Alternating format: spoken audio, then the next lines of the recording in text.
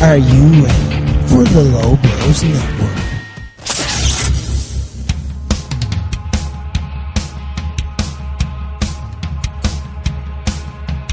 Every Wednesday on the Low Blows Network, the Low Blows team are at hand to break down, analyse and make fun of all things pro wrestling. Hosted by former pro wrestler Rick Nash. I think the only reasonable thing we can do now is turn John Cena heel. Selfie with me fucking Doug. Banned from Nigeria. I will be talking to the government tomorrow morning. YouTube star Corporate King. This elephant has 4 legs. Joe Russell's 4 legs. Joseph Stalin, if he had 2 more legs. Bonesaw rips off his shirt, yeah, and it says, "Shut your law, big dirty tricolor." And the Queen of Irish Wrestling, Katie Harvey. I want one to sign just CM Punk. So embarrassed. CM Punk.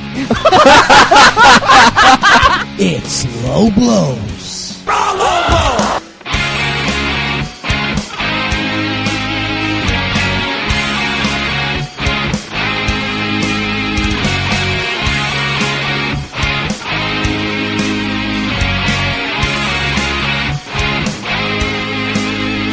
NFL quarterback Andrew Luck shocked the world at the weekend when it broke that he was retiring just a couple of weeks before the season even started. Age 29, healthy, and with his Indianapolis Colts looking to be one of the challengers to this year's Super Bowl with Luck under center. I'm getting completely blank looks here in Low Blows HQ, which is literally a hotel lobby.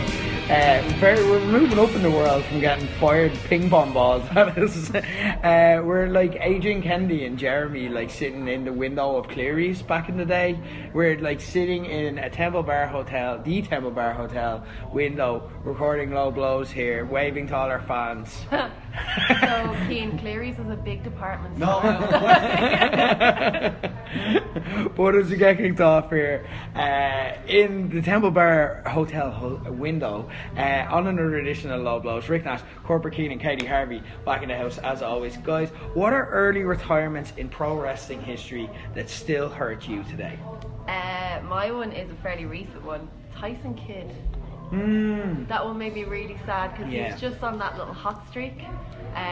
What was he doing? He was back on NXT, was he? No, he was tagging with Cesaro, yeah. And he was starting to really look into that gimmick with the headphones and like being real ignorant and the Natty's husband stuff, and like it was deadly. Like that was one I was like really sad that it derailed him, because he's someone who's just worked so hard for so many years, and just when he's on the cusp, like that was hard. It's shit as well because like he was on Total Divas and we're just kind of getting to know him, and like as a personality we're like, oh, I feel like I know Tyson Kidd now, and then it's like, yeah, well, he's never gonna wrestle again. Deal with it. I hate those ones. They're horrible.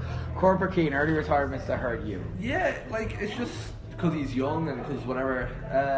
It gets overlooked a lot, but Ricky Steamboat's son, he was around in early NXT. I know, like, a lot of people don't know about it because it was like early NXT. Like, it just stopped being the reality show. I remember him. Yeah. I haven't thought about him in like 4 years. Most people haven't, and that's the thing. And it's like the lad, he was good. Do you know what I mean? But he just disappeared because he got a really bad back injury in NXT, and that was it. He was gone. Yeah. That's quite sad. That is sad. I don't like probably thinking like Edge or something like that, but it's like Edge. Obviously, it was sad what happened, but like he had a long, successful career and stuff. His final match was a title match at WrestleMania. Like. Yeah, whereas like a lot of these other lads, I mean, the saddest ones are the ones you don't really hear about. Do you know what I mean? Yeah, that's true. That's very true. But very salient. Look at me giving me. I know, like points. Deep, man. I don't know how to react when Corporate Keen is deep. Like I'm just waiting for it. What's the twist? Well, one injury or that ended a career that really upset me was actually in 2006 or 7. Basically, Rey Mysterio lost an I Quit match to Chavo Guerrero. Chavo fucking caved. He basically hung Mysterio in a tree of woe on like the scaffolds. They got a chair, smashed his knee in, right? Like absolutely destroyed it. And I was watching this in some fucking BNB in Offaly, fucking crying. And I was like, oh no, this is no. And because basically I thought that I Quit match meant you had to quit wrestling. Like you said, I quit. That was it. It was done. I was really upset. Why were you in a B&B in Offaly? That's just where my family took me on holidays because they hate me. Amazing. I want to talk about someone from the Irish wrestling scene who was cut off at the prime of their wrestling career. Someone again that a lot of people, again similar to your point, a lot of people just didn't know about. And these days it wouldn't, the name wouldn't really ring true to a lot of people from back in the day. But was cut off in the prime of their wrestling career. But this story has a happy ending. Came back under a slightly different gimmick, then went on to become one of the world's greatest wrestlers, the greatest wrestlers in the world today, and someone that everyone knows. I'm talking about Ricochet, of course. You know what I mean? I think we're only getting to see the start of him. Then came back with a new look, very very different. I don't know how he pulled it off, but then came back, did quite well, and you know what, really kind of stuck it to the people who said that he couldn't do it and used to slag his stuff. It's mad, because you never hear of Ricochet wrestling the Irish Indies ever. No one ever brings it up. It's almost like it never actually happened. But, I mean, I'll take your word for it. That is pretty sad.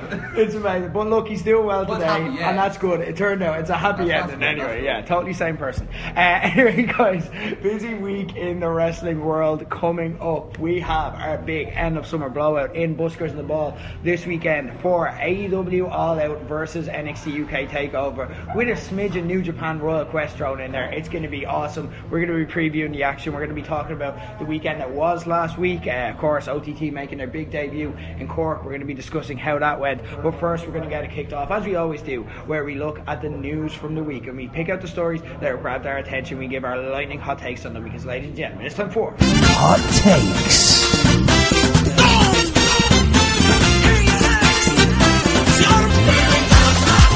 Hot takes, talking about the news from the week. First up, over to Corporate King. Yeah, so my hot take is that WWE should bring back Tough Enough. This basically comes in light of a video that I put out today or yesterday or whenever it was of the Midcard Mafia. They released a new video, basically their own version of Tough Enough, but it's TUFFENUFF, so they don't get sued. Which is, again, great marketing on their part. They're absolute genius. I fucking love the Midcard Mafia. But yeah, for those of you that don't know, Tough Enough was a fucking banging show. It was so good, unreal. Arguably better than Raw, SmackDown, 205 Live put together. It was I think it's 14 roughly hopefuls all trying to get to WWE, all claiming that getting to WWE was their absolute dream despite never training before in their life, and it was just beautiful to witness. And you'd have maybe on this wrestling show about 3 wrestlers, and they would be accompanied by models, bodybuilders, actors, or whatever they could find. And the wrestlers always lose as well. It was really funny and really entertaining. And if I was on this podcast during the last season of Tough Enough, it would have been so much fun. I actually would have got I got legit angry watching the last season of Tough Enough because Patrick Clark at the time got eliminated, and I was so salty about that. But a few years later, you know what I mean, you see what happens, and it's just really entertaining, and you get to. It's like when anyone from that show makes it, and usually it's not the winner because the winner's not a wrestler. Surprisingly enough, it's people who actually want to be wrestlers that end up making it in the end, regardless who wins. But you know the wrestlers when they debut already because you've seen them on Tough Enough and you're already invested. That's why I'm mad invested in Velveteen Dream, even though he wasn't on Tough Enough, different person. But he seems kind of similar to Patrick Clark, so I'd cheer him on, if you know what I'm trying to say. Either way, it's an amazing show, and I think they should bring it back. I think they missed the trick. The Stone Cold Steve Austin series, that was one of the best reality TV shows I've ever seen. Oh, Ryan Howe destroying Michael Zaki on that promo. Yes. Get the fuck in, man. That was amazing. Yes. And then Austin, just the moment you got all the eliminations, they got it right, and it was just one of these beautiful poetic things where they got it perfectly right for one season. Do you remember Austin going up to what's her name that got the contract in the end? What was her name? She was Naomi's I didn't watch it. tag team partner. You mean Cameron? Yeah, and he's walking up to her. He's like, "What's your favorite match?" And she's like, it says it without a hint of irony. Looks at Stone Cold Steve Austin dead in the eye and said, "Melina versus Alicia Fox." What a hero. Austin just backs away and he's like, "God damn it!" No, but the show is such a laugh because you've got Matt fucking Cross in your lineup to possibly get a contract, and you eliminate him in the first round because he's a bit boring, and you get Andy Levine to win instead. It's so funny. And then it was Luke Robinson. I don't know if anyone remembers season 5, but obviously That's arguably my favourite season as well, the Steve Austin one. Luke was like, amazing. he was like the Miz of the whole thing, so he was like, he knew what he was doing. He was like purposely being a prick the whole way through. And Steve Austin said something to him in the elimination ring. Yeah. So basically they used to have a big like, yeah, I'm not actually explaining it, fuck it. But he said something to Luke that made him laugh like out with nerves, and he went, haha, and then Austin just goes, ha ha. Deadpan, looked him straight in the eye like, I'm not fucking about. And it was just, oh, do you know what? You've just got me in the mood to watch it back now. Dude, But, like, it's on WWE Network. Watch You need to watch that season. Like, I'm telling you, like, that season is phenomenal. Like, Yeah. it's top. Like, Austin cutting promos, and like, there's a scene where The Rock comes in and does a cameo in it, and then him and Austin start wrestling, and you're just like, oh my god, Austin and Rock are wrestling. It's like, it's proper, because like The Rock just comes in, and you're like, he's just gonna give a speech, because we see some wrestlers make cameos, and they just come in, they're like, you know, this is your dream, and you should follow it, and you're like, that's what The Rock's gonna do, and then he's like, alright, let's train, and you're like, that was before The Rock actually came back. Yeah. So you're like, oh my god, we're watching The Rock wrestle again, this is amazing. Like, and then it's just, but it's all just training, and it gets into the minutiae of the training, because it's not just like, did you watch the last season with ZZ and all? No. Right, that was very reality TV showy. Is Like, that lad who wrestled crocodiles? Yeah. yeah, Okay. yeah, and like that was very reality TV showy, and it wasn't great. But this was like just they followed them around while they're training, and they did challenges and stuff to make it interesting. It was, but and they had group dynamics and stuff. But it was very much about kind of, these are lads training to be a wrestler, and it's very serious. They Trish, Booker T, who else they have? Build them up. That hasn't aged well. That has not aged well, especially with the stuff he used to do. Like, he build them up, like you get to see Build them up as kind of the bully. Like, what did he do where he had them standing on the top rope and he just started running the ropes while they're? He's like, you gotta learn the balance, and it's like, I kind of get now in hindsight. One of the challenges was they had to stand in a corner as Bill DeMott ran from one corner to the other, full force, Stiffed him. for no reason other than he just found it funny. Sometimes people are gonna stiff you. It's just like, but there's a lot of ground covered in it. It's Another really good really TV. funny thing was former Miss USA Rima Faki was in it. Yes. I don't know if I pronounced her surname right, sorry. But Rima, and she did a roll, and it's just one image that's just burned in my head. She does a roll, and her face just like slides across. Yeah. Do you know when someone bottles out in the front row? Like, do you know when someone just bottles it and they go face first? They just plant. It was that. Like, that's the one thing when you're watching someone, you kind of know whether they're going to stick it out or not from rolling. Yeah. Like, that's the one giveaway. Like, if someone can't roll, they're not going to be a wrestler. But I don't mean to run through the entire season. I'm just getting loads of good memories. Brilliant. Like of Jeremiah Riggs on the very first day, they're running the ropes, and Steve Austin just goes, "Get your damn teeth out of my ring!" And he looks down, and his teeth are like because he had these like fake teeth. The whole show is just gold. No, you need it. Like, I love those little things though. Like, I remember we had one person who used to always train with coins in his pocket. And it just used to drive Phil mad. But now we all have a complex about people who wrestle with coins in their pocket. Like, because if you're running the ropes, you just hear it rattling, and you're like, take the change out of your pocket. this is my bus fare home. Yeah, I just didn't understand it, and it's just so Oh, random. amazing. You need to watch it. That needs to be like, if Phil hasn't watched it either, you and Phil need to binge that. You would love it. Like, it's Okay. proper, like, gets into the detail. Like. But as good as season 5 was, season 7 would be just please someone do season 7 In this Especially- era, like, yeah. But you think about how big wrestling is now with all the Yeah. different independents, someone you know is inevitably going to be on it as well. It's just, did you see the video of MJF? Who do we want to see on it from Irish wrestling? Who'd be good for, like, for Tough Enough specifically, like? The mid-card mafia are screaming at me, but Yeah. I want to I don't want to just state the obvious. Like, No, it'd be but like, I think Dom Tuck would be a really good character on that. Like, not in terms of just only being Dom Tuck, because there's that, but also, like, he's the kind of person you'd find yourself rooting for. Yeah. And then that kind of person who's, like, you know, a good lad as well, but also has this character that comes to life, and that people could. He'd be really good. I want to see Dom Tuck on Tough Enough. Like, 100%. Well, you can now on the Fight Factory Twitter This channel. is true. This is true as well. Yeah, this is it. Yeah, so there we go. It's all come back around. I turned into a plug. With that video, I just The last scene of the door opening, you could just start to see the silhouette of him, like the light shining in, like God. I don't even know how they did that, but I'm so glad they did. Amazing stuff. Check out the Fight Factory Twitter for more on that. It's fantastic. Anyway, moving on. I feel really bad being negative after that because that was just nice trip down memory lane, like reminiscing. I'm not going to be. First off, I had two things this week. First thing's going to be real short. Like, it was really funny online. I had to butt in. I try not to butt in on too many like conversations that I see online. But there was one, the Becky Lynch Seth Rollins news, where everyone has to have a take on it. And I know we're in a segment called Hot Takes. That's ironic. We're ripping the piss out of like how everyone needs to have an opinion on everything. And this is kind of prime example. They got engaged last week.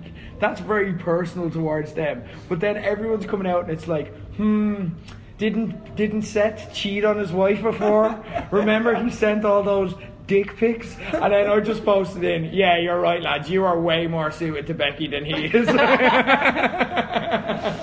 Like, that's their personal life. It doesn't affect you. It doesn't affect the product. It's not it's good for them, and like they wanted to release it, so yeah, like people are going to be like, well, it's fair game, it's public interest if they release it. But like WWE have put a documentary up about it already. Really? On the network, I've seen it this morning. Okay. It was called The Story. Now that's still what you're saying is completely right, like, but that's fair game to comment on. If you if you watch that and you say I didn't enjoy that, I feel it's exploitive, that's fair game to comment on. Yeah. Commenting on their choice as a partner, that's where the line is, and just stay behind the line because not for them, they don't care, they know what they're getting into, but like for you, because it's embarrassing for your own sake. Like. Yeah, it looks like you're making the case that he doesn't deserve my Becky. You know, please don't, just don't. And even if you're on the other side and saying it for Seth, looking at you, Amy McGee.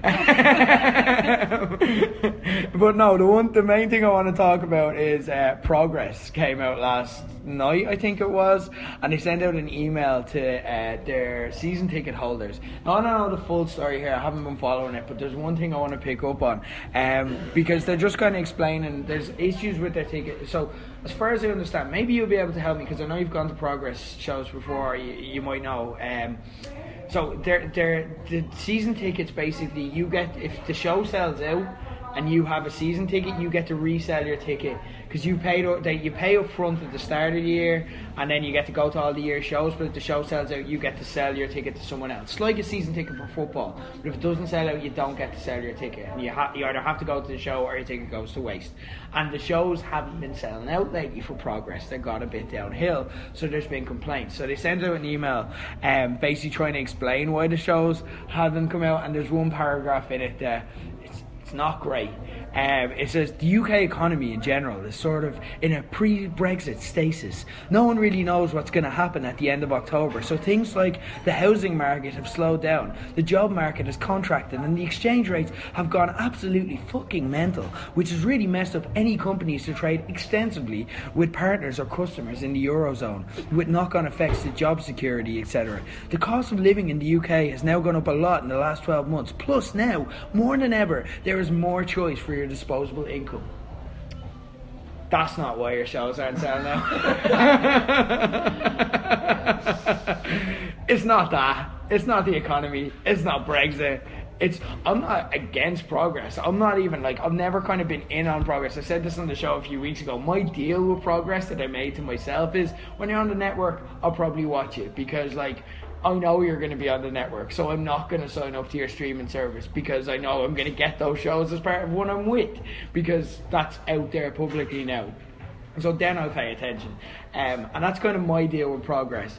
But a lot of people are coming out and saying, no, your shows, they haven't been as good. You're in bed with WWE, you can't use a lot of lads, and even the lads you can't use them in your way. And we know this. We know Jim Smallman is leaving the company now, and he's going to continue his work as a WWE producer. So even he's not as invested in the company.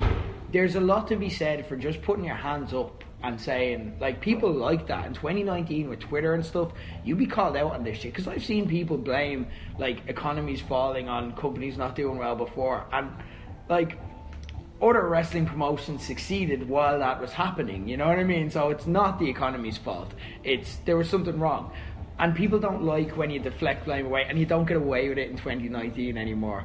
I don't know if, like, how I'm not even going to say bad, but, like, that's kind of what, just you know what I mean. But I'm not saying it's bad, but I'm just going to use that as an example. I don't know what the quality of Progress's product is like now, because I'm not watching it. But, like, people are saying I'm just not that interested in it anymore. I don't like going to shows as much as I did. I used to put my money down straight away. Now they need a really big match to sell me because it's just a bit stale and falling in between.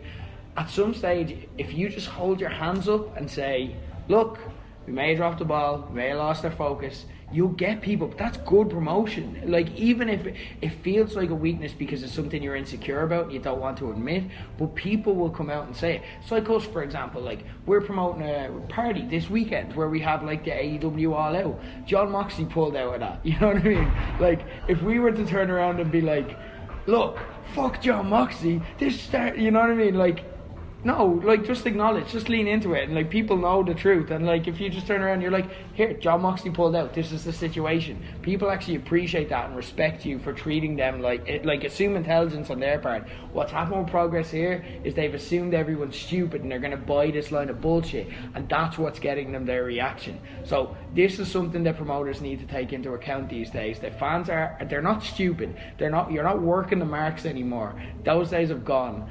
They know the stuff. They are educated to the business, and you have to respect them at that level.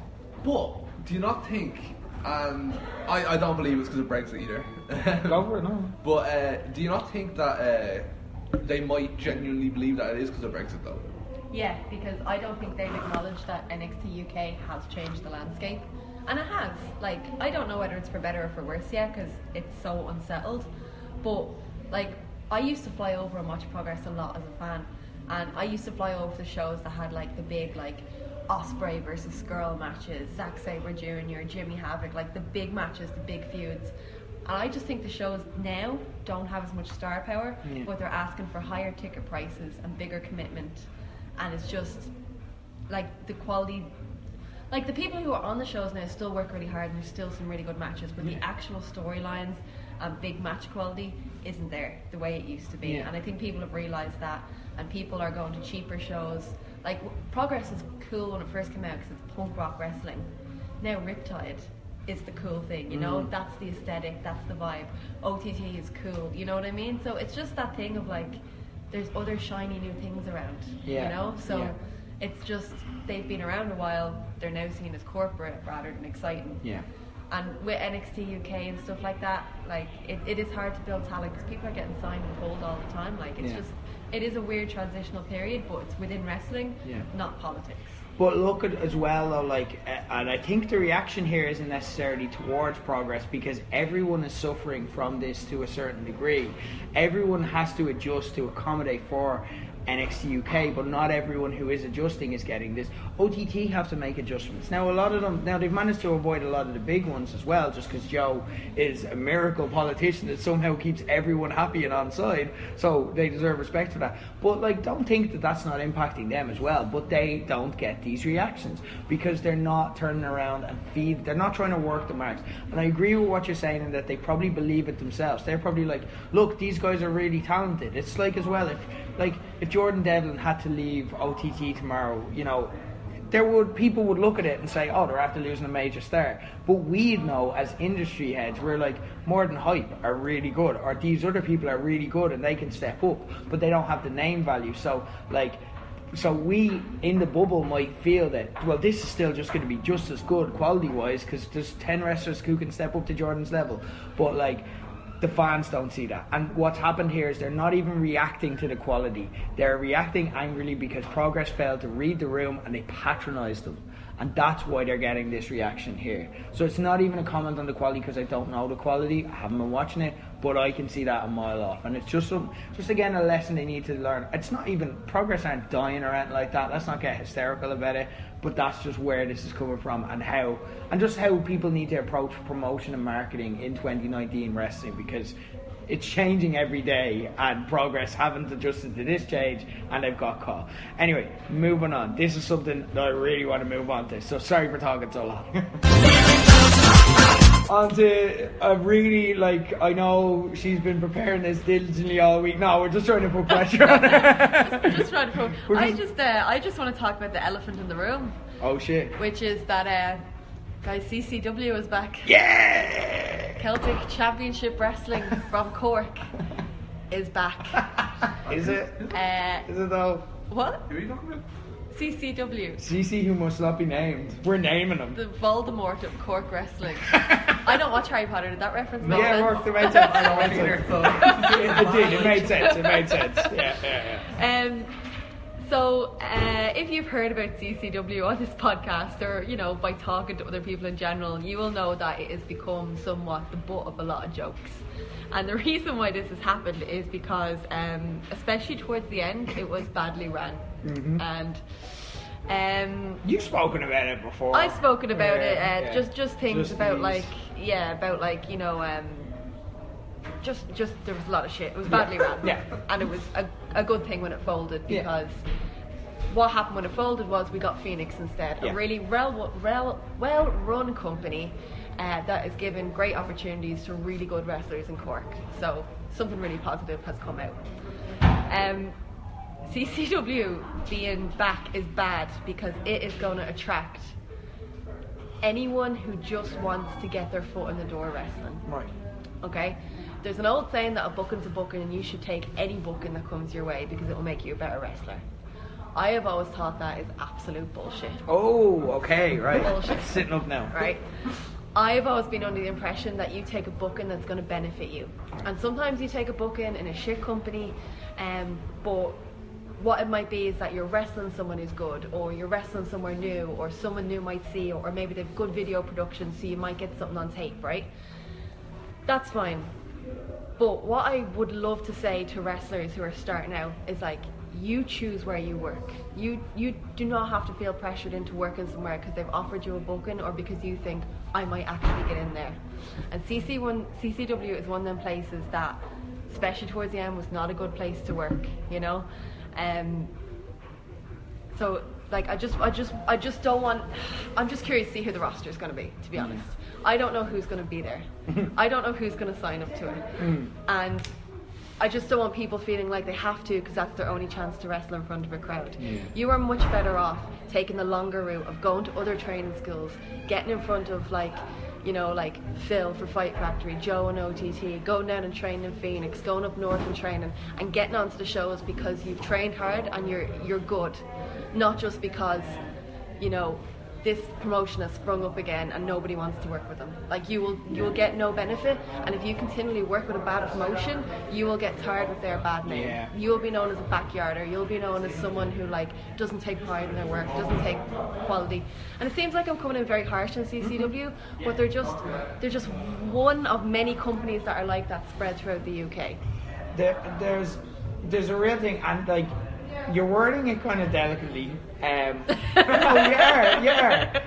You're being, everything you're saying is accurate. You're wording it delicately because obviously you've got a position within Irish wrestling, and you don't want to come out and you don't want to slate them as well. Okay, I'll slate them. I don't have to worry about this shit. It's great. I love my position. Here's why it's a bad idea specifically, okay? And again, I'm not saying I'm some expert and telling people don't work here, kid, or anything like that. I'm not saying that. But here's the facts, right? Okay, it's funny that this is happening, and this is what people are kind of going mad about this. But I think we forget that this is what all companies who've gone down in flames kind of do every now and then. DCW have threatened to come back about 1,500 times since they went out of business in 2010.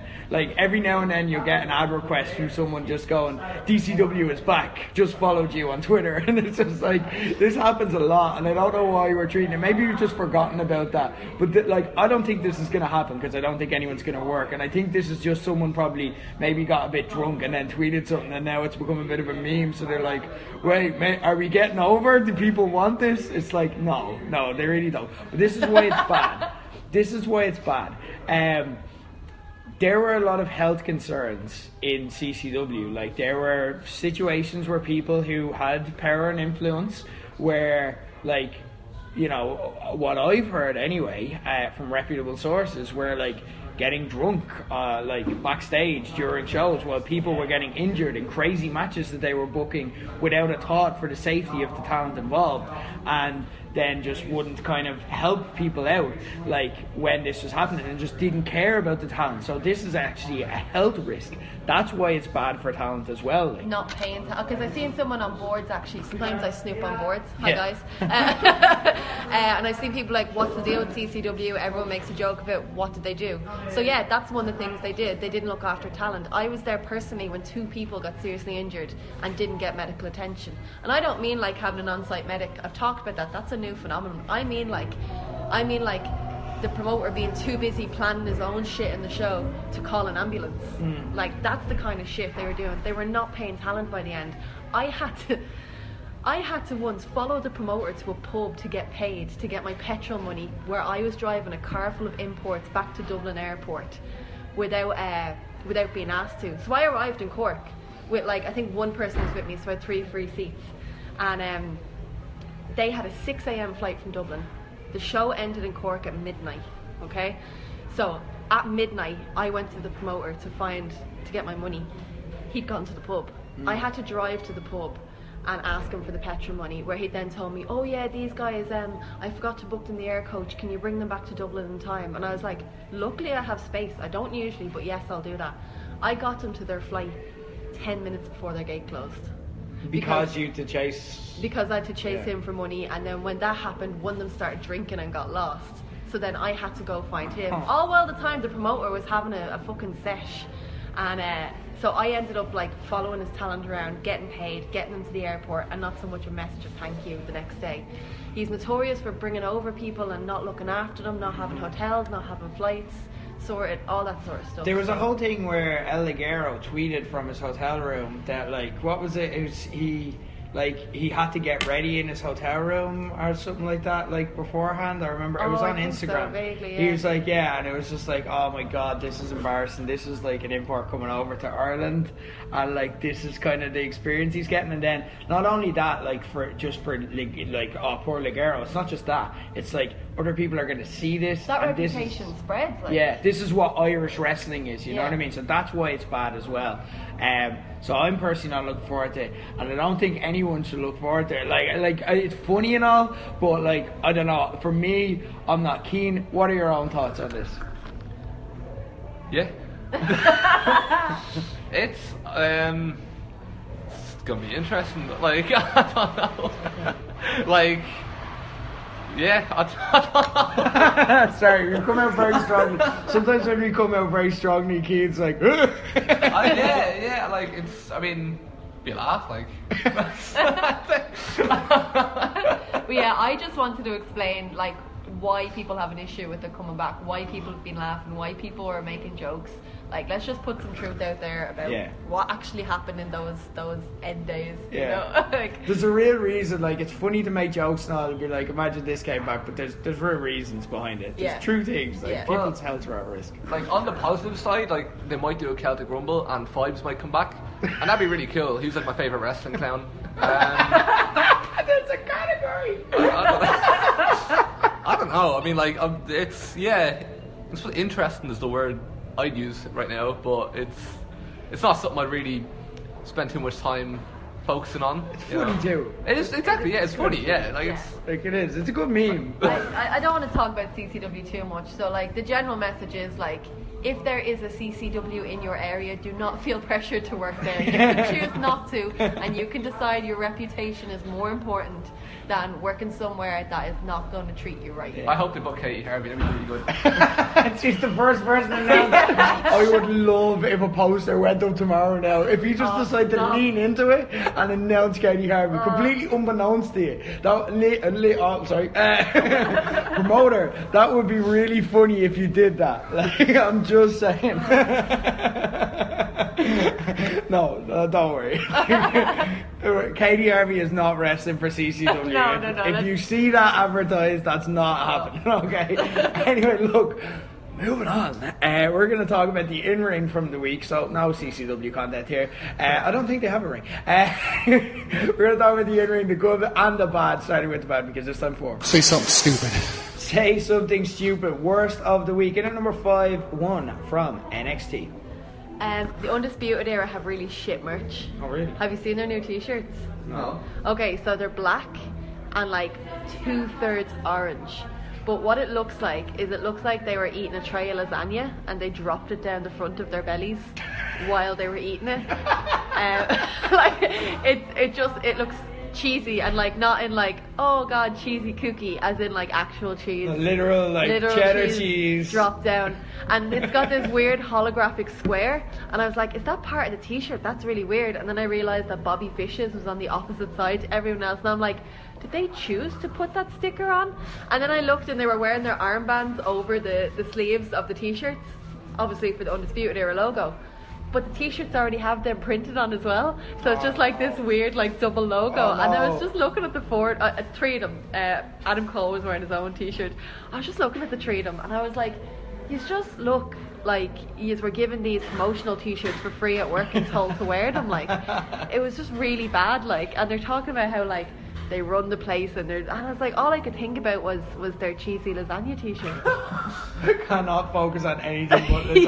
Yeah, you know, and just something so distracted, and you're like, I actually just cannot comprehend the words coming out of your mouth, because they're like cutting the best promo. They're like Ric Flair 1989 level promo. They are tearing it down. Like, they are running. This is the pipe bomb part 2. Like, Have you ever seen the bit in Wayne's World where I think they do it in the first and second film? The second one is when they're trying to get the permits, and there's something wrong with the lad's eyes, so they can't stop saying eyes in conversation, you know. And it's like, it was like that thing where I just like kept focusing on it, and like just that was my whole train of thought.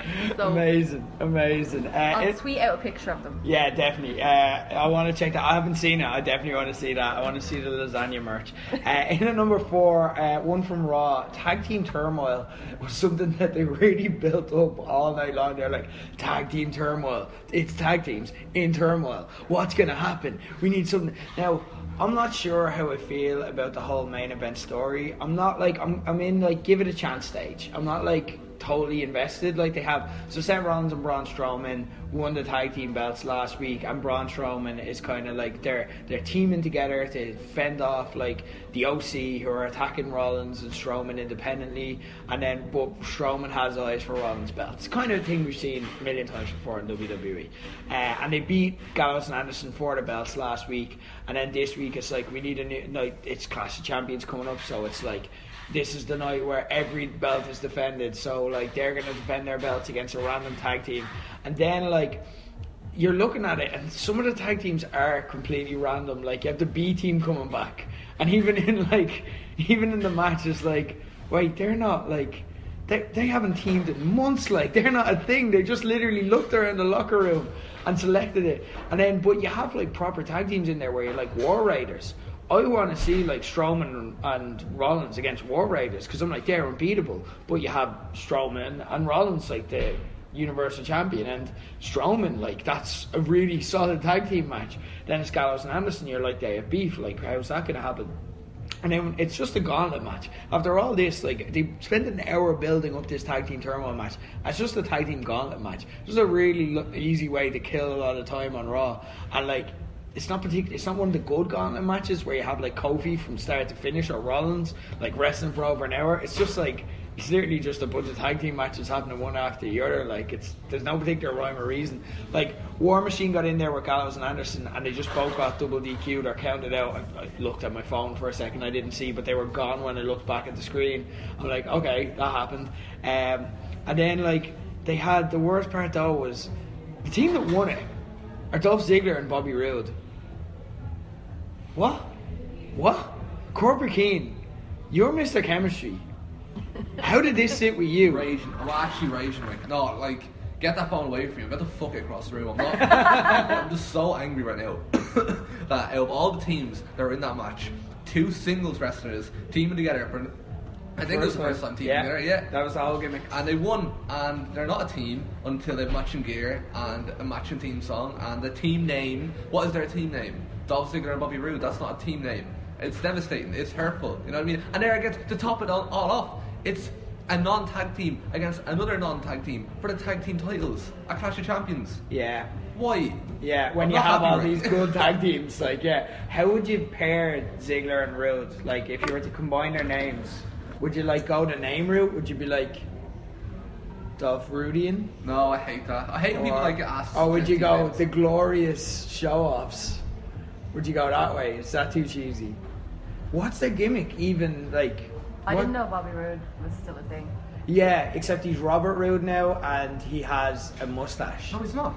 Is he He's changed got that? rid of that. So it's Bobby Roode again? Yeah, it's Bobby Roode again. This shows how much attention I was paying. Yeah. Like, this was at like 3/4 of an hour of Raw. No, but- And Raw's pretty good this year.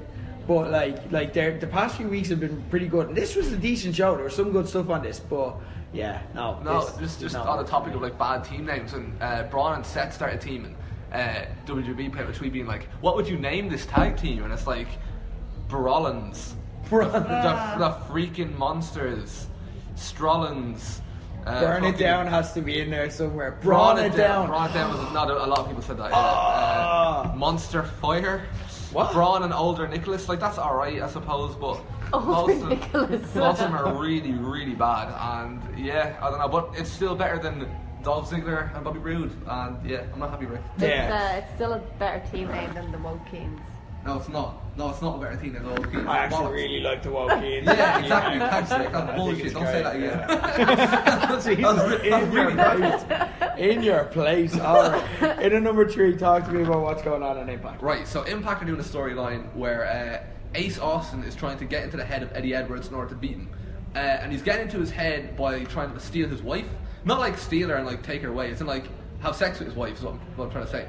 Anyway, he's doing this by like being a prick to Eddie behind... the wife's name is Alicia Edwards.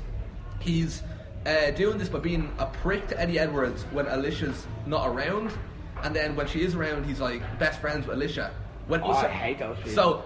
When Eddie's not around, he's best friends with Alicia. When Alicia's not around, he's a prick to Eddie. So Eddie beats the shit out of him in the ring, and rightfully so, because of how he's acting. And he's, hitting him with the cane, he's going all in, smacking him around. And Alicia's like, what are you doing? You know what I mean? You're being a psycho, like what? So it's pushing her closer towards Ace Austin. It's a good storyline. I like it's that. a good It's a storyline. thing as well. Like people do that. Lads do that. There is. It's like Stephanie, Kurt Angle, Triple H. Remember that? Yeah. Like when Kurt Angle pretended to be knocked out in the match. Brilliant. Or what happened? No, what was it? She got knocked out, was it? And then they kissed. Kurt Yeah, Angle, yeah. a not Me Too era friendly storyline, Yeah. but was entertaining at the time. I'm just saying. Yeah, considering that Triple H drugged her and married her, I think Kurt Angle, what he did was slightly Between less. all of this and the rumours about Macho Man, I think we need to back off Stephanie a bit. Like, she's had a hard life. Like, sorry, go on. So, it is a good storyline, don't get me wrong. It is a really good storyline. There's just one problem. Alicia Edwards has the charisma of a cardboard cutout of Alicia Edwards. Like, watching this storyline play out is like watching The Room. It's like Tommy Wiseau is brought onto a wrestling show, and he's like, Eddie's going crazy, and she's just like, Eddie, stop it! Stop it, Eddie! You're crazy! What are you, out of your mind? Oh. It just completely takes me out of the moment. Like, I fully get why the storyline is what it is, and it's great, and like on paper it's really entertaining. Yeah. But it's just that one thing is just completely taking me out of it. Yeah. But it's funny, and I'm still gonna watch it. Like, but yeah, I don't know. Interesting. So I kind of want to watch it now. I kind of want to. I'm all here for bad acting and wrestling. Like, it's hilarious. In number 2, NXT UK. I'm catching up, but again, like, I'm not worried about Takeover this weekend. Genuinely, like, I think when it's live and when they're invested, it's going to be good. But you know what it is to me? NXT UK, it kind of hit me as I was watching it this week. NXT UK is Man United. Alright? Man United have a team which should compete for the league every season. Like, Paul Pogba, one of the best players in the world. Like, even Alexis Sanchez and stuff. Like, if he's playing at his best, like, I know, like, we hate him now and stuff, but, like, at Arsenal, he was an amazing player. He just stopped being a good player at Man United. And that's kind of the point with NXT UK. It's not that people aren't being good wrestlers, but just, like, with Man United, my opinion of the situation now is that there's something else going on, and in years to come, we're going to get a good book about this. Where, like, why did good players just stop playing when they played for Man United? Why did Paul Pogba be able to go out and win a World Cup with France, but then he gets back to United and he's just like, can't take a fucking penalty? Do you know what I mean? Like, and there's something going on behind the scenes. And NXT UK, when I'm watching it, I'm kind of like, these are all great wrestlers, but they aren't motivated. But they're also living their dream wrestling for WWE. So I want to know, in 10 years we'll know this story, because people are doing podcasts or whatever podcasts are in 10 years talking about this period. But I want to know what the story is behind that, because it's just like the wrestlers just don't seem completely motivated on the TV tapings. Maybe it's because it's a TV taping and they know everyone's going to know the spoilers or anything important that happens 6 weeks before it actually airs on TV. So that maybe it's that or something. But it seems like there's something else going on behind the scenes. But the one thing I want to talk about is my friend Laura. Now, this may seem like a sidetrack.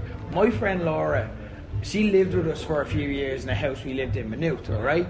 And like, she never lived with all lads before, so she wasn't used to, we're lads, so we just like have like slaggings and stuff like that. That's how lads relate to each other, right? We just rip the shit out of each other. And Laura had never been around this before, okay? So when she used to slag us, she used to go like really, she'd either be shit and get killed, like she'd just like be like, shut up you, and then like we just rip into her more, or she'd go too far and we'd be like, whoa. Like, that would be like, we'd be like having the banter and someone would say something that's fair game and she's like, well, I'm sorry all your family died in a fire. And then it's like, whoa, Laura, whoa. Kaylee Ray cut a promo on Tony Storm this week. This is the go-home show for a takeover. Oh, well, no, actually, sorry, there's a show on tonight that's the actual go-home. But they're trying to ramp up it, building up to NXT UK takeover this weekend. Kaylee Ray slags like my friend Laura, because like she started off and like the promo, like after a match, Tony Storm came out in front of her and then she's like, oh, I'm ready for this match this weekend. And then Kaylee gets on and she's like, you know what, Tony, it didn't have to be this way, but you stopped talking to me once things got successful. Alright, so far, fair game. That's standard promo stuff, right? Bit of personal animosity, personal issues, usually sell storylines. Then she starts turning around. It's the same reason no one talks to you in British wrestling anymore. It's like, okay, right, get more personal, fair enough, that's fine. Same reason all of your ex-boyfriends left you. Okay, right, fair enough. It's right. Okay, that seems a bit real. Seems like there's a backstory there that we don't know about, but you definitely know about. It seems like the reason that when you were a child, your father said you're going to be so much of a failure, and walked away and abandoned you and your family. And I'm like, whoa, Laura, whoa, too far. You got to just leave the room at this stage. That's not even entertaining. That's just weird. And it's just like, that's like, we don't know any of this backstory. And it's so out of place for NXT UK. Like, no one cuts promos like that. Yeah. And but here's the thing, the crowd weren't even that hyped. It's like, do you ever see like, and this isn't a criticism against the girls, they're like probably told to say all of this, you know what I mean? And like the situation around the NXT UK tapings in the crowd, I'm not putting it on them, okay? But it's like, it's very unflattering what I'm going to say. Do you know when you see like two junkies in town having a row and like they're airing all of their personal grief at each other, they're just yelling, they're like, will you roll my fucking cousin? You know what I mean? And then you did this, and everyone else is just awkwardly like standing by, and we're like, I'm just gonna sidle past you there because it's very personal and I don't know the context.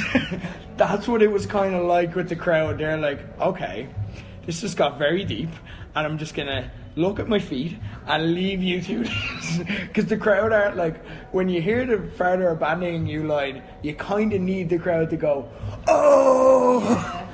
They didn't. They went,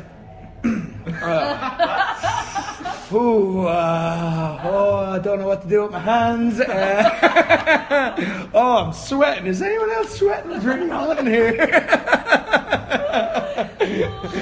And that's what happens, Laura. That's why you need to get it right, alright? This has all been a message to Laura. You need to get your slaggers right, okay? Same to you, Katie Ray. Too far, okay? All I'm saying. I would have loved to have watched that with Kane, because I think like the way he handles secondhand embarrassment. Yeah. The funniest He's thing embarrassed in the world. here, like. Oh he's, yeah, yeah. he's doesn't know how to genuinely. cope with this. Exactly. It was that. It was really awkward. And again, not the girls' fault. They were told to say it, and it probably worked in theory, but just not in front of that crowd at that time. And there was no build up. There was no ramp to it. It just went from like normal wrestling promo to, well, I'm sorry, your family died in a fire. And it's like, wow. Not okay. Anyway, in at number 1, let's talk about SmackDown this week. SmackDown was really good this week, but there was one thing that just baffled me about it.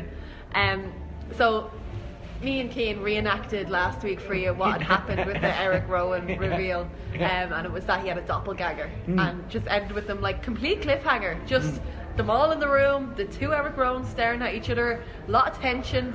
And then like I tuned in this week wanting to know like, who is this man, what's his story, how is he going to fit into this, and they just never mentioned him at all. He was just not referenced, he was not shown, he was not explained, nothing. Well, no, they did show the clip. Look, this is worse. Yeah, but they did show the clip of it last week, but then no one referred to that. They one had referred to shown that. it. Like Yeah. they're like, this is the latest development in the story, and then it's like, yeah, forget that. And then like I genuinely enjoyed the storyline, and I like a lot of what they did this week. I'll talk about it, and this is awesome. But then like the end of the show comes, and Roman's like, I have a video to show you, right? And they put the video on, and I'm not being funny, I could not make out that was Eric Rowan on the video. It's not. He's innocent. But that actually could have been the other lad. Yeah. Which is what Daniel Bryan was trying to prove. Yeah. So I don't know why he flipped out. Yeah. Like, how did he know that was Eric Rowan? It was not clear. Or did he know it was Eric Rowan and he's like, right, we're caught, and now I'm going to throw you under the bus? I'm not saying that that's what they were going for, because that seems like too much thinking for WWE. But that could have been the logic. Yeah. But you're right, it could have easily. Makes sense. There's no proof that that's Eric Rowan. Yeah. Like, it's the exact same. Yeah. No, now you've said that is probably the reason, but I'm still confused they just didn't reference that other man. Why'd the commentary not say it? Why'd the commentary not at any stage and say, and what's with that guy, Tom? Like, what happened when the show cut last week?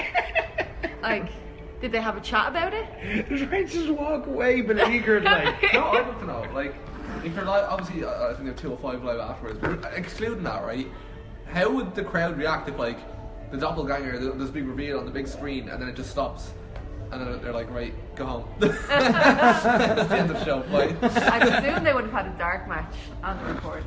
No, I think so that wasn't the finish. No, I think they just end it like that. I think they just end it. And like, You just want to believe that was the end. I just want to believe that the camera's cut right, and Roman was there like, I really need to get to the bottom of this mystery, but now I have to wait till next week. And just left. Why is he respecting the cliffhanger so much? Yeah. What's the storyline reason for him being like, I guess we'll find out? Because the week before was Brian saying, I'll tell you next week. Why did Roman accept that? Why did he not just go, no, tell me now, I'll bash you? There's 2 of them and 1 of him, and Roman would have killed him. Do you know what I mean? And as far as last week's concerned, he didn't know what to do. Because I mean, how do you know what to do in that situation? So he needed a week to kind of process that. Do you know what I mean? But then obviously this week they didn't really process. But like, He processed it and decided it didn't matter, and I'm never going to speak about it again. Exactly. Roman's innocent though. I do maintain that. Okay, interesting. We will discuss the good from SmackDown because, like we said, it was a good show. But let's move on to the good from the week because, ladies and gentlemen, it's time for.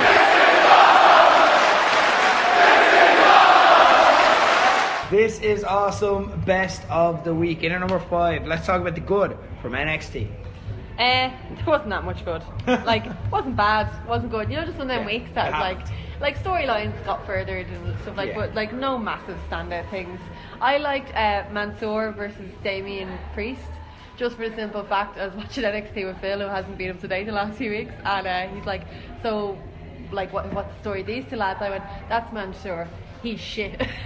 He's really bad. And then we watched the match and I was like, oh, he's actually gotten quite good recently. So I just feel like I have to acknowledge that, because I was like, Phil, this lad is the shit. I think he's only there because he won that big rumble in Saudi Arabia. And it was actually just like, you know, like a squash match, it's a good squash match. Yeah. Like they get a little bit in that makes them see him, but like then they have those few seconds where it's like, they're gonna, no. I need some flashy stuff and a really nice coat.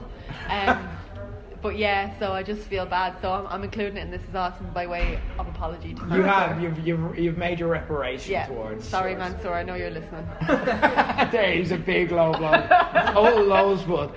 In at number 4, just a brief one from AEW. They released their last Being the Elite before All Out this week, which I could have included in Say Something Stupid, because Kenny Omega did a promo reacting to the John Moxley news. Obviously, since then, the match with Pac has been announced. And for anyone who hasn't heard, if you listen to Low Blows for kind of your fill, if you're not on Twitter or anything, John Moxley was forced to pull out of All Out.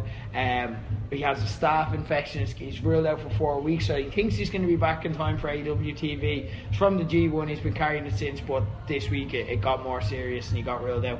AEW quickly came in and replaced him with Pac, so he's going to be in a match with Kenny Omega, which is fucking good replacement on short notice. I think they knew this was a possibility, because this is an injury Moxley's been carrying for a while. But anyway, regardless, decent replacement at last minute, so well done AEW. It was just weird. This is why I could have included Say Something Stupid, because Kenny Omega didn't mention the Pac match once, but it was out there. We knew it was happening, and obviously they would have known it was happening by the time, because they replaced him within an hour, like on Twitter. So like they could have mentioned it and sold the match that was happening next week a little bit, but they didn't. But instead, I'm going to focus on the positive here, because what he did was he cut a really good promo. Like, he starts cutting a promo on Moxley, and then in the middle of it, someone comes in and he's like, whoa, I have to show you something. Shows him the tweet that Moxley's out, and then Kenny Omega's like, right, can we just cut for a second? And then they come back, and then he's like, he doesn't know what to do, and he's like, do you want to cut a promo on whatever? And then he's like, nah, just let it run, right, turn the lights off, we'll do a real promo. And then like, so like, you know, it's obviously staged and stuff, but like it's coming across real. And he just cuts a promo where he's like, you know what, Moxley, you didn't take this match seriously. You went off and you're having your little anti-WWE run, and you're like having fun wrestling 20 days in G1. I didn't wrestle in G1. And you didn't even, did you win in G1? No, you didn't. I won in G1 the first time I tried, by the way. And here's the thing as well, you thought it was all great. I'm wrestling the indies, but you weren't thinking about the match with me. And now you can't have the match, and that's the biggest match you would have had. I was getting ready for you. And this is something Kenny Omega does really well that I like. He like makes a big deal about training for one match. Like he's preparing, like he does Rocky montages and stuff. He did it in the Okada feud as well. Like loads of Instagram stuff about him, like in the gym training specifically for Okada. I really like that, and it's such a little thing, but it's like it makes me think this match is huge. Like he is devoting all of his being towards this match, and he kind of makes that point at Moxley. He's like, you wrestled 20 days last month, I was training just for you, and that's why I'm able to wrestle on Saturday and you're not. And he's like, do you know what, you had an opportunity with AEW, you fucked it up. So to be honest, I don't care if you come back. I don't, as like executive vice president, I don't care if you come back, because you messed this up. You fucked up, John Moxley. And it's like, it's an interesting way to go about it, and also as well, like it's a clever way to use reality, because it's like it positions some real tension between them, but at the same time they're using the real life situation well. And it just wasn't just the position, I think, to Raw, where WWE tried to kind of capitalise on the Sasha Banks situation and use reality to their advantage. And I don't know, have any of you seen the Sasha Banks promo? No. Or have you heard about it at all? So basically Sasha came out and it was a big thing. Even Dave Meltzer was reporting it on Monday night. He's like, they're going to do a big open the show promo where they're going to talk about the Sasha Banks situation. And they did. And they're like, well, Sasha just came out and she's like, I guess you heard that I had a tantrum after WrestleMania. I did. I guess you heard that I was crying on the floor. I was. And then like, that was kind of it. Like, they didn't go anywhere with it. Like, they did in the end. They kind of positioned the angle. It was like, I didn't care about the women's tag team titles. I was just raging at seeing Becky get into main event against Ronda Rousey. That should have been me. Kind of the predictable way you would have predicted that. And it's just like, oh, like, with WWE, they're using reality as a way to get everyone talking, but they've nothing really to say with that. With AEW, they're using reality to actually further the storyline and further the tension with someone. And as a result, like, you know, I defend WWE, and I don't necessarily like idolize AEW in the way a lot of people do, but AEW won this round if you were to position the two of them together, because like they use reality as something that actually benefited their product and it added to it, whereas with WWE it looks like a stunt. It looks like, oh, we're gonna work the marks, we're gonna like feed them something and we're gonna tell them, but then like Sasha just confirmed the news we already knew, and it was kind of like, now I feel cheap because you were looking for a headline out of me and I thought you were going to say something and you actually got me, and now I feel bad for actually listening to you and believing you were going somewhere with it and you didn't.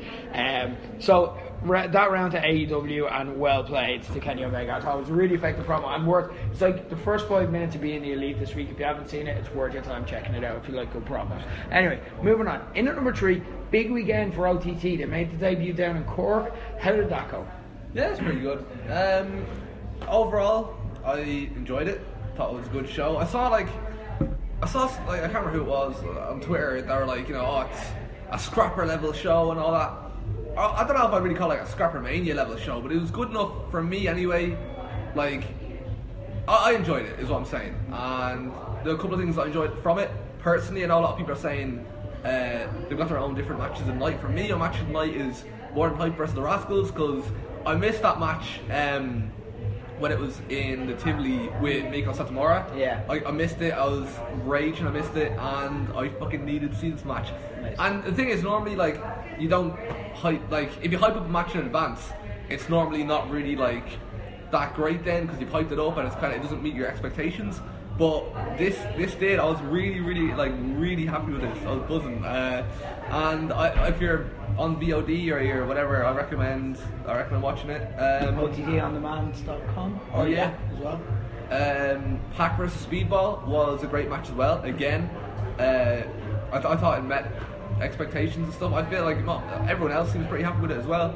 At one point there was a dive off the balcony, a moonsault off the balcony, and that was pretty fucking mad.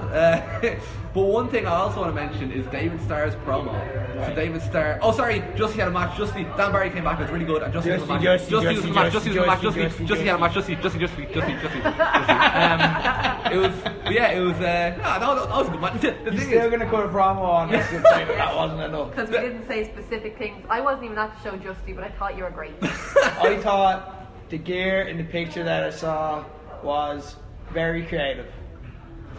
Well, no. Top to be so pissed. Top to bottom, I thought the whole card was good. Like, I'm not like, there's a lot you could take out and highlight and say, oh, this was amazing, that was amazing. You know what I mean? But just for me, the Pac match, the More Night match, and David Starr's promo, because in David Starr's promo, it added another layer to this whole feud that is really, really interesting. I think this is something that you can explain as well, because this isn't a spoiler for On Demand, and they want this out there because it's to build something bigger. Yeah, basically, his whole claim now is that Jordan Devlin used to be the import killer, but he is now the import. He's imported. He's imported from WWE to help support their attempted monopolization of wrestling. Oh. And it's like, it's really fucking interesting. A lot of people on Twitter are like, yeah, I'm cheering Star now. I'm like, oh, I don't know. Like, I'm probably still Team Devlin, but it's like, it makes you ask questions, you know what I mean? The whole thing is really interesting. Yeah. And I know that if, like, I hope we're getting Devlin Star. That's what I hope that's where it's going. And if it is, that match is going to be like Walter Star, where the crowd are just electric, and I don't know how to feel, but they feel something, do you know, kind of way, and it's just like a big fucking just electric atmosphere. It's, oh my god, I just can't wait now. I'm just so excited, and I hope they go that way. I don't know. I think we have to get the three-way now, don't we? Because like Walter beat him, like Walter beat Star, so logically we have to get a three-way. I know there's a lot of politics and stuff involved in the NXT UK champion or WWE UK champion, and I might mess it up, but I think even without politics and all, I think a singles match would be better, personally. I think both. Give us both. Give us the three-way, and then like, because all three are intertwined in this. They're all equally involved, and then when you have that three-way match, then it's like Devlin and Star can do their own thing. Like if Star wins that, say, and then Devlin gets a rematch, then you can go at another angle. Like, keep playing this as long as the triple threat idea is just so mad though, because it's like, what, like, who do you cheer? Who do you boo? What? But like, Does Devlin win and beat Walter again? Does Devlin pin Star? Yeah. He couldn't, like... This is why I think it should be. If Star can't win it, because then he beats Walter, that counts, because he includes his, like, multi-man matches and the whole thing with Walter. Oh. So it's like, he can't win. Is Walter going to win the title back? You know what I mean? Like, how does so... What if that's the match where he beats him? And for the belt. So he gets one over on both. I think that'd have to be a I singles think it match. has to be singles. Yeah, even if it's Okay. like OTT, WXW, wherever. But man, it's so like it's so I exciting. selfishly hope it's OTT and not the big Progress show next week or What? 2 weeks time. Are they fighting in progress? Oh no, sorry. Oh wait, no, they are, aren't they? Are they? I don't know. I don't. That's what I'm I asking. think that's the match. Right. I assume. Unless Brexit ruins it all, we'll Unless see. Brexit- We'll see. We have to That's- take Brexit into account. Oh man, it's like. Do you know why it's really exciting? Because like. It's not even everyone's cheering at Star, but when Star faces Walter, everyone wants to be there when he finally gets the win. Do you know what we got if he never got the win? And it went on forever and ever and ever. Everyone thinking this is going to be it, and this is not it. Yeah, it's like Tom and Jerry, like... And then he wins the Royal Rumble. Itchy and with scratchy. Walter. He wins the Royal Rumble with Walter in it, and technically he beats Walter then, even though they never actually made contact in the ring. So it's like, right, that's it. I will. He just enters later. No, it's in a promo. It's like, I will beat what? I beat him already. Oh shit, yeah. Oh, nobody cool. even thought of that. That happened. Best Celtic Rumble ever. Imagine that happened. Oh my god. Imagine that happened down there. Amazing. Oh my god. Right, Well, then okay, if you do that, you can come back, alright? Yeah, sorry, Walter Star is the main event of Main event? Paddy's, yeah. Oh no. Do you know what? That's a win-win, right? On one hand, on one hand, Walter beats Star. It's a fucking great match. Because everyone's gonna be paying attention to it. Do you know what I mean? But if Star wins, don't tell me Twitter wouldn't be the funniest. Like It will. They'll have a meltdown. It'd be such a shitstorm, and like I can understand why. I'd be a bit pissed as well, but it'd also be really funny. I don't Like, think Dave Starr will win on a Progress show. Yeah, over Walter. WWE, you have to remember Yeah. that's going to be heavy. Isn't it? yeah. Also, like people were saying, like he missed the Progress Go Home show for this to do Cork. Is there anywhere, like, if we're applying that logic, and WWE are influential, then he's not going to win in Progress. He's not going to win in WXW. He can only really win in OTT. Yeah. Well, That's just like, nah, I don't think so. if we're I gonna think talk our way into it. No, I disagree completely. And I get what you mean. It's fun when you talk yourself into sort of shit, but I think like I don't really know how I feel about WWE's sort of influence over booking. I know a lot of people always say like, oh, WWE, this person won because WWE or that person won because Well, WWE. see, the thing about Progress is it's the same writers for both shows. Yeah, So I think that's just why that one would be more heavily that's influenced. actually a good point. Yeah. It's an interesting one. We'll see anyway. Look, Either way, this is so fucking exciting. I yeah. wasn't for next How are they OTT. still spinning this like a year later? Yeah, isn't it mad? When you They're think still, about it? and we're To still put just things as into invested. perspective. To put things into perspective, this all what arguably started when Walter made his debut in the tag match where he submitted Devlin. Yeah. Same night as CCW's last show. Deep, man. Deep. That shows how fucking long it's been. Like. Oh, amazing. In at number 2, let's talk about WWE. I think they won the week. There wasn't much going on, so there wasn't a clear and obvious winner. But for me, I want to talk about the King of the Ring being back. I'm a really big fan of the King of the Ring, and I forget every time. The reason I love the King of the Ring is like, it's a bunch of mid-carders like who aren't really like in any mad programs now at the moment, but they're all like, you can see like, and this is I'm tapping into my childhood love for King of the Ring now through this, because it's like you can convince yourself that any of them are going to win. Like I can convince myself Andrade's going to win. I can convince myself Mustafa Ali's going to win. I can convince myself Baron Corbin's going to win. You know what I mean? You can make compelling thoughts in your head for all of them where you're like, well, will WWE do that? And we don't know. Why I love the King of the Ring is we don't know what way they're thinking. You know what I mean? We don't know if it's all a big thing for Baron Corbin to get like a big win on the show, or if they're going to give us like, this is where Ali gets his big thing and we're all happy at the end, or Andrade, this is where he gets his big push. King Andrade, that would be a fucking cool gimmick, like him walking around. We don't know. It's like, or Drew McIntyre is another one. Well, not now, because he was fighting Ricochet on Raw. This is a match you have to go out of your way to see. This was fantastic. This big man, little man is one of the easiest dynamics to work. But like Drew and Ricochet putting it together, because Drew has the athleticism too, like in his back pocket. But he got the rest as the big man here. And they just did like interesting different spots. Like for example, like Drew was beating the shit out of him for the entire match. Like they did a spot where Ricochet's outside and he runs and tries to jump across the steps, like runs around the ring, tries to jump across the steps onto Drew, and then runs straight into a headbutt from Drew. And it was just sick. It was like, yes, they're just like changing it up so much, and they got to bounce off each other quite well. Like it's as good of a match. Like imagine the best case scenario of this match. And also as well, like think about TV matches that we see on WWE these days. A lot of them I've noticed aren't going longer than 10 minutes now because they don't like going through breaks and stuff, although they've kind of relaxed on that a little bit. They've started like wrestling through breaks again. I've noticed on the Sneaky, which we kind of always knew would happen, but like this match, like you kind of don't really pay attention to it. You're just kind of there for the winner, and you're like, right, the good matches will happen on the pay-per-view. That's what we're doing now. That's the way it used to be, and I'm fine with that. This was a good match that got everyone invested because the crowd started off dead for this, and then by the end of it, Ricochet ended up getting the win, and then people were going apeshit for it. And it's like, do you remember Ricochet Samoa Joe at Extreme Rules? That match where again it was kind of similar, where people were like, yeah, like it looks great on paper, but it's probably not going to be that. Like we've had those matches, like AJ Styles. Like how many dream matches have we seen? To the point that now when we see an AJ Styles dream match, we're like, it's not going to be as good as I think it's going to be. And we're kind of trying to think that way. So when a match is that good, you're kind of hyped. And Ricochet is really good at being that fight from underneath, like babyface, like just a plucky guy who can do mad shit, like and Drew really brought it out of him. It's really good, and I'm really into the King of the Ring tournament now, just because again, like King Elias, they could totally go that way, you know what I mean? Any one of them you can make a compelling argument for. Elias is such a king's name, isn't it? Exactly. And he did, like, they did a promo with Baron Corbin sitting on the throne with all the, like, the garb on and stuff like that, and then they did a promo on SmackDown with Elias doing the same thing, and it fit with Elias. If it were Corbin do it, if I'm making sense, I'm like, that really pissed people off. Corbin's the favourite as far as, like, that's who I consider to be the favourite. Yeah. I don't know.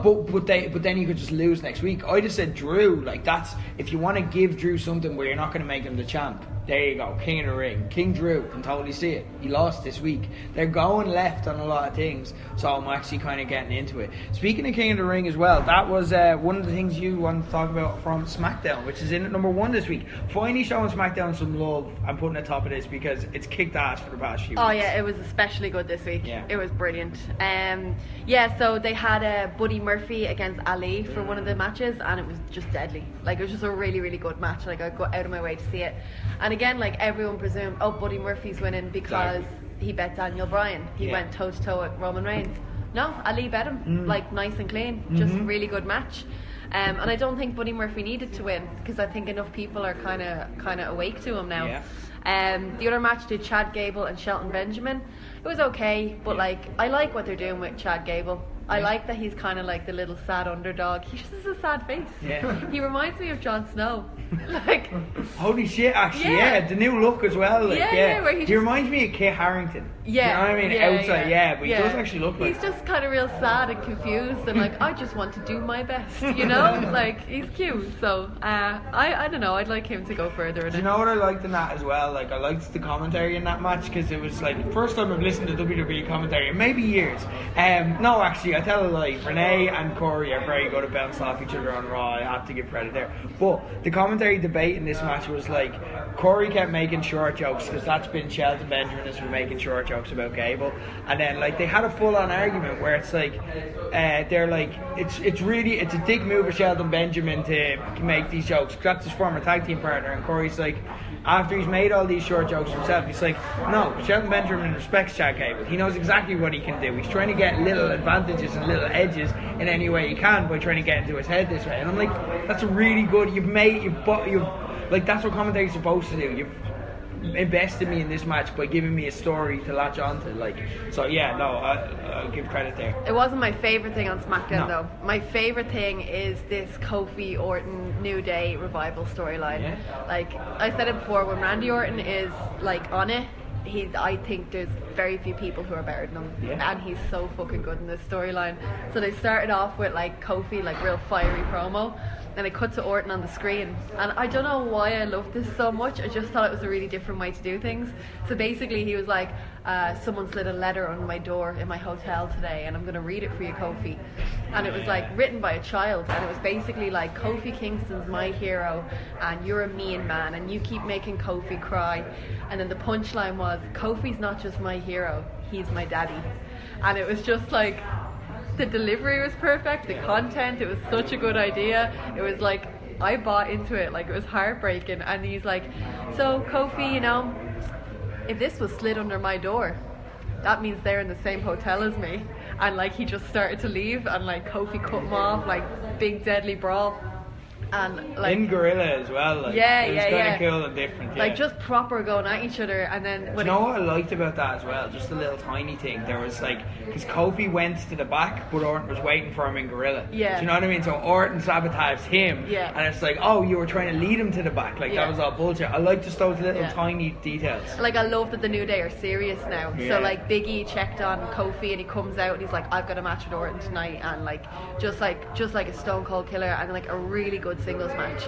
Like I've loved Big E since NXT. I've always thought like he's got a big singles run in him, and this match just proved it. It was just proper like brutal and exciting all the way through, and then the revival coming out was a really clever finish, and like I just love that Orton has these lackeys. Yeah.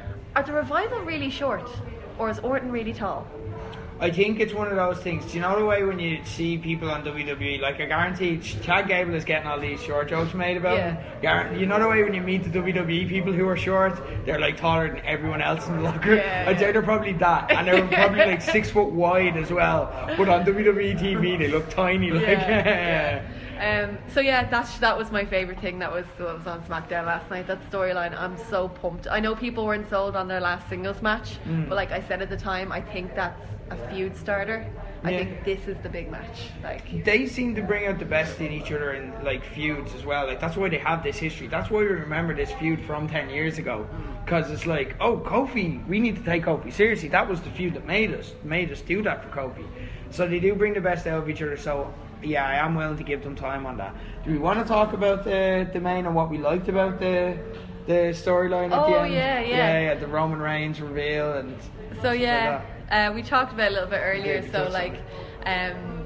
So basically they're demanding an apology from Roman Reigns, Eric Rowan and Daniel Bryan, and they're on camera demanding an apology, and Roman Reigns is in the ring, and then Roman shows the video, and like Daniel Bryan just flips out and just starts like bitch slapping Eric Rowan, like I hate liars, like smacking him, like proper hard smacks as well, like one of them definitely caught him in the teeth. I'd be raging.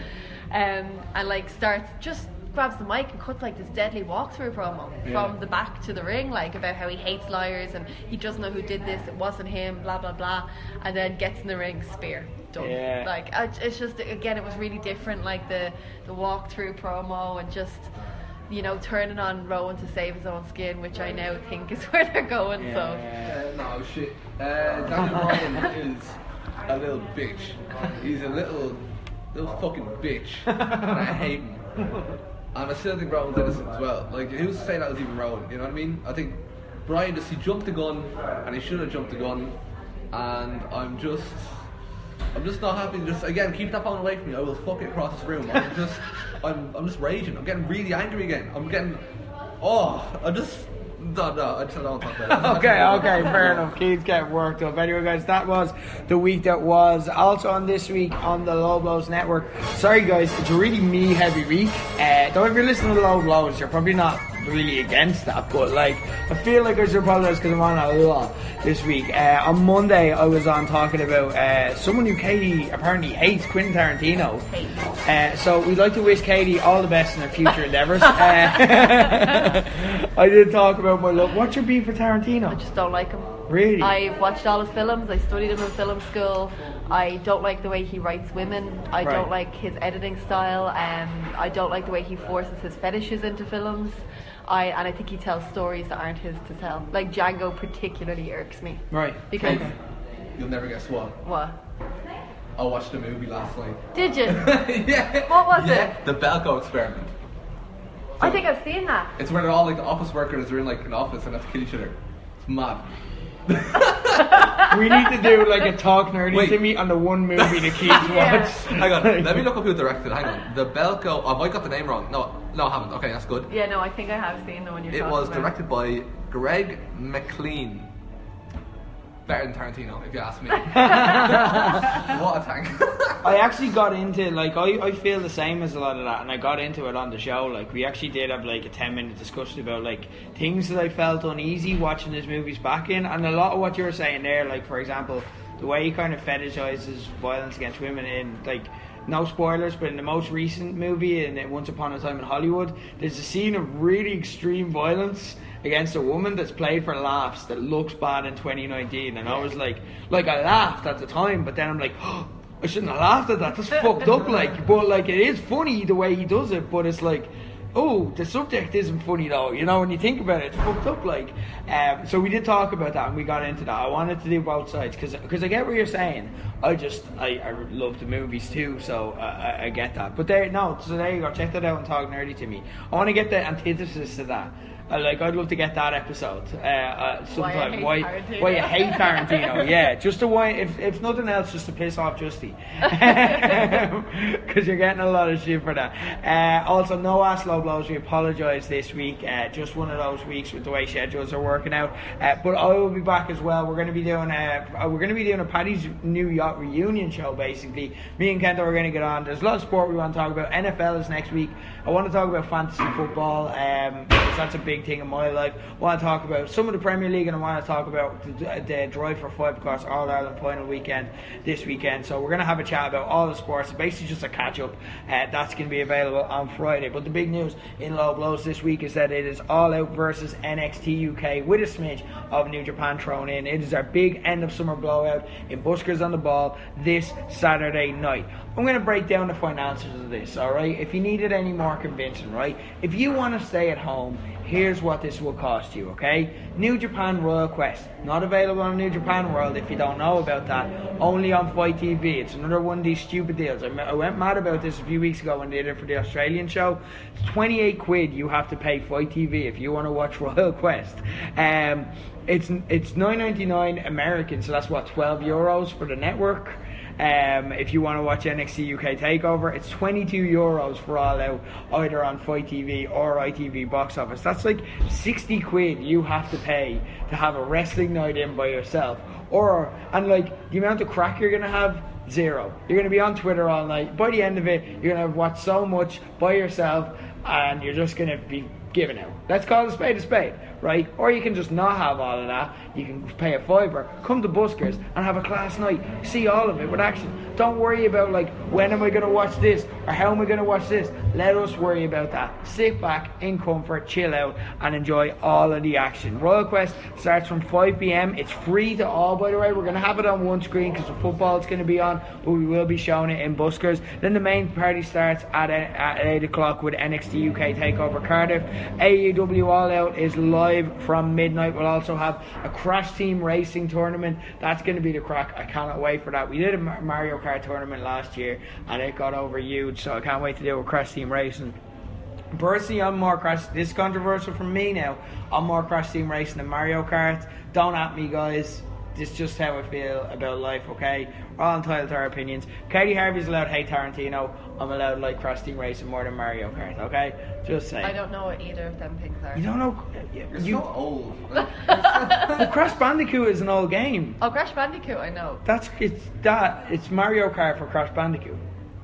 It's awesome. We'll give you a game. We'll convince you on Saturday. Don't worry. Okay. We'll convince you then. Also in pool, Katie Harvey is going to have a busy night because the Woke Queens make their first and potentially last title defense, because Katie Harvey is after talking them into a match with the people who went around for years calling themselves the Irish Wrestling Pool Tag Team Champions.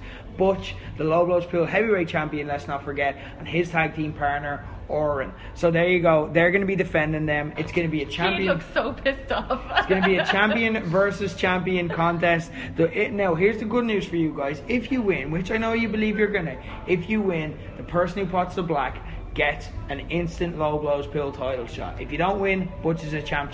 What if we win by them potting the black ball or the like fouling on the black Triple ball threat. or something. We've thought about doing a triple threat before. Like, this is something I remember having a discussion about Phil. Like, it was a very drunk discussion, so I can't remember what rules we came up with. Yeah, there's But only 2 colours of we ball. did realise that it was possible. So I will figure that out. You just don't pick your colour. Every ball for everyone. Until But you get then to how'd the you get black. to the black? Well, you work together to get to the down to black, and then it's whoever wins. So it's a there. handicap match. No, because you're all on the same team to get down We to could the do a black. handicap We could do a match. handicap There's match. a handicap match. If they pot the black, it's a handicap match. Okay. And then you have to take turns, and whoever pots the black, if you win the handicap match, wins. They're the I'm champion. not helping Katie win the title. But you're helping yourself. It just You're it'll using fall on me the to black. try and win the title. Oh, I think we're gonna do that either way. I think that's a way better That's idea. not a way better idea. That's a horrible idea. Interesting. the fact that you hate it so much. So guys, keep reminding me, who's the current team captain? Me. It's always me. You don't even need reminding. It's a permanent state of me. So Keane, have you got any kind of motivational messages or trash talk that you want to send out? Have you got anything to motivate Katie first and foremost for ahead of your title defence?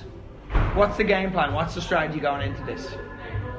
The absolute look of disgust on his face. I don't even know. I just again, it's the same as last time. Just follow my lead.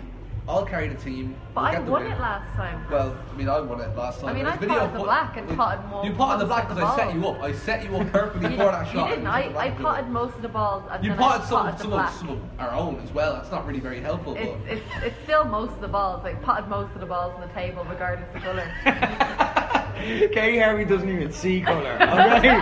Which is unfortunate in pool, but in the rest of life, that's a good thing, okay?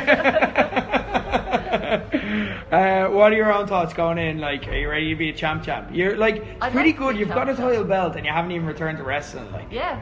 so you're up for picking up two, going full Ultimo Dragon? To be honest, when I broke my arms, like this is the return I was looking forward to most. The return to the pool table. I'm challenging for this title, so. In terms of the shows themselves, all right, let's look at these real quickly. Okay, so NXT UK takeover. It's Walter against Tyler Bate. It is Tony Storm defending the NXT UK Women's Championship against Kaylee Ray. Last man standing, Dave Mastiff against Joe Coffey. The Grizzly Young Vets defend the tag team titles against Wolfgang and Mark Coffey, the team of Gallus and Flash Morgan and Mandrews. Travis Banks defends against Noam Dar, and Cesaro is going to be there. What are you looking forward to from that? What are you looking forward to? Oh, imagine if Cesaro and Cassius Ono reunited the Kings of Wrestling and took on a tag team. That's what I want to happen. I was such a Four-way big tag fan of match? theirs. I was such a big fan of theirs. oh, I didn't even think of that. Oh, would we rather that or Cesaro against Jordan Devlin, because he doesn't have a match and he's salty about that? I want- know, but Kings of Wrestling, like, I'd Yeah. rather give it Cesaro to me, Devlin. hook it to my veins. But see, the problem is, I'd rather Cesaro Devlin, but I think we're getting Cesaro done. That's not a bad match. But I want Cesaro Devlin. I know. No, I get know. your point. It's not a bad match, but I want Cesaro Devlin. We don't know. Maybe there's something on NXT UK tonight because we're taping while it's airing. So maybe there's something Oh. on tonight that maybe tip their hat towards it. Maybe everyone else knows it and we don't. So we'll see anyway. But that's exciting.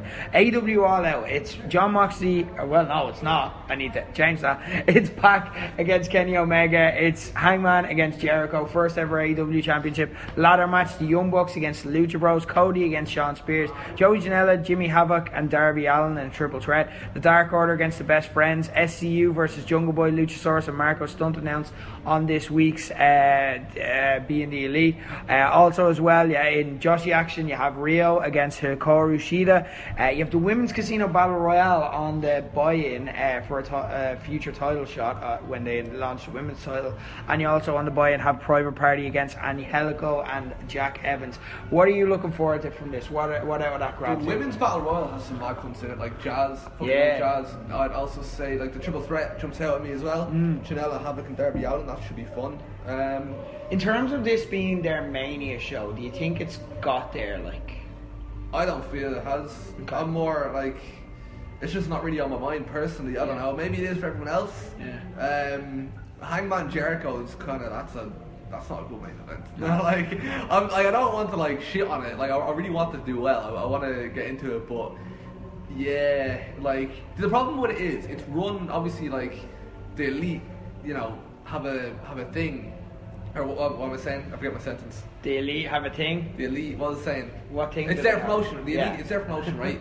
And they've publicly come out loads of times before AEW and afterwards how much they love Adam Page and how he's kind of like their lad. Do you know what I mean? They want to see him do well and all that. And I just can't get that out of my mind when I'm watching like him in AEW. I'm like, oh, like he, you know, I'm not saying he's not a good wrestler. He doesn't deserve, you know, to be there. But I'm just thinking like, he's, you know, they love him and he's in that match. Like they put him there. You're not gonna Is this more for us or for them? Yeah. I don't feel like I at any stage was asked to or agreed to this push. Did you see Cody Rhodes on Twitter?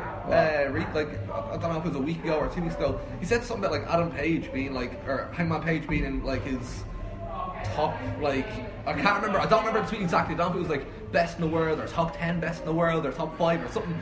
Top, like it was a really like nice compliment if you're Hangman, but it's like as a fan, it's kind of like. Feels like you have to say that. It's like you're saying that because he's your friend and you love him, but like he's not. It's like, do you remember Dana White? Do you remember what was it? It was a big UFC pay-per-view, and then the last minute someone pulled out. I can't remember who it was, but Daniel Cormier was left to fight this nobody that basically Dana White like literally picked up from a Starbucks, and like he was someone that made him tap in training years ago. And Dana White is like, this guy could beat him. This guy could beat Daniel Cormier, and of course Daniel Cormier went out and beat him in the first round. Like he absolutely destroyed him. Like, but like sometimes promoters have to say shit just to promote the show, and that's what that feels like on Adam Page. Like to me, I think like Omega Pac is going to be good. Young Bucks against the Lucha Bros in the ladder match is going to be fucking mental. I think this is one of these cards that like when we get to it, I think it's going to live up to the hype. I'm intrigued. I'm always intrigued to see AEW shows just to see what it is more than like. I'm specific. I don't know if they got me invested in the feuds and stories yet, but I'm more like, what is this promotion? Is this going to be good? I agree with you that once you watch it, it'll be good. Like, even if you're not that hype going into it, it'll probably be a good show. But also, and this is the reason I love AEW, there's a lot of it on Double or Nothing. I feel like there's going to be surprises. Yeah. I feel like it's going to be like an LAX or someone like that. I think they got packet like MJF has nothing so far. Yeah, that's exactly what I'm thinking as well. Like shit like that. Bret Hart, we didn't see coming. Like remember, he was on Double or Nothing as well. What? Bret Hart was on Double or Nothing. When? He introduced the AEW title belt. And MJF came out and cut a mad promo on him. Oh, I remember that now. But like little things like that. So yeah, I think as well, like they booked Pac very quickly, an hour after the news broke. Now obviously I think they had it prepared, but I think he was booked anyway. Because you don't just call Pac. Like Pac's fairly busy, like you know what I mean? You don't just throw him a text. Like I think they had him booked, and like someone said that MJF Pac was probably going to be a match. I would have liked that. So I think like they have something like that lined up, and I think that they'll get it. I think it's going to be a good show, but it'll be interesting. And look, you get to watch your points and have a laugh. Royal Quest as well. Don't sleep on that. You've got Okada against Suzuki, Zack Sabre Jr. against Tanahashi, Ishii against Kenta, and Gorilla's Destiny. Do we know who they're fighting yet? Probably Aussie Open. Aussie I don't know if Open the match has happened yet, but it's like Aussie Open versus like Shah Samuels and someone else. Can't remember. You know, so like it's almost definitely Aussie Open. That's going to be very interesting. That's anyway. That's all Saturday night. Tickets still available. Eventbrite.ie. We don't have any more table bookings left, but don't worry, we will have seating for everyone. If you want to come along, there's still general admission tickets left, and we will have limited tickets available at the door. So check that out. And also don't forget our prediction league up from Thursday. We're going to be doing a joint NXT UK and AEW prediction contest. So get on that, guys. That is all we have for this show. We're going to be back next week reviewing it all and looking back through what was good and what was bad, and hopefully we'll have like more CCW updates to joke about because they're funny. Angel Cruz's tweet, you know, that should have been in This Is Awesome. That was hilarious. Alright, just saying. Guys, in the meantime, Katie, what are you up to? You're like, well, you've obviously got a booking this weekend. You're going to be like, you know, fighting for pool championships. Before I do that, I'm going to prepare by going to the Irish School of Wrestling show in Dunor Community Centre. I'm excited. I didn't get to go to their show in Bray, and I haven't trained down there, so I don't really know who's down there, so I'm excited to go see some new people. There we go. Interesting stuff. Check that out. That's also on Saturday as well. So you can have a full, like, whatever way you spin it, Saturday is going to be a great wrestling day if you're in Dublin. And even if you're not in Dublin, travel down, come down, treat yourself. Saturday night, you're not going to be at work, so they stall it. Keane, you released a new video this week. I really enjoyed it. Yeah, speaking of AEW and NXT, you hear a lot of people talking about TV ratings, are AEW going to get the ratings? Are NXT going to get the ratings in this war? So I was like, alright, I was going to say take to the streets. I didn't take to the streets. I took to Twitch. That's why I take to the streets, so I don't like face-to-face interaction. But I went on Twitch and I was asking just the general public, what are you going to be watching, AEW or NXT? Neither is what most of them would say. But some of got some interesting answers in there. So yeah. There you go. Subscribe to Corporate Keen on YouTube for that and much more great content. But guys, we are done for this week. We'll be back next week to talk about it all. But until then, for Corporate Keen, for KDRB, I've been Rick Nash, and that's the bottom line, because Low Blow said so.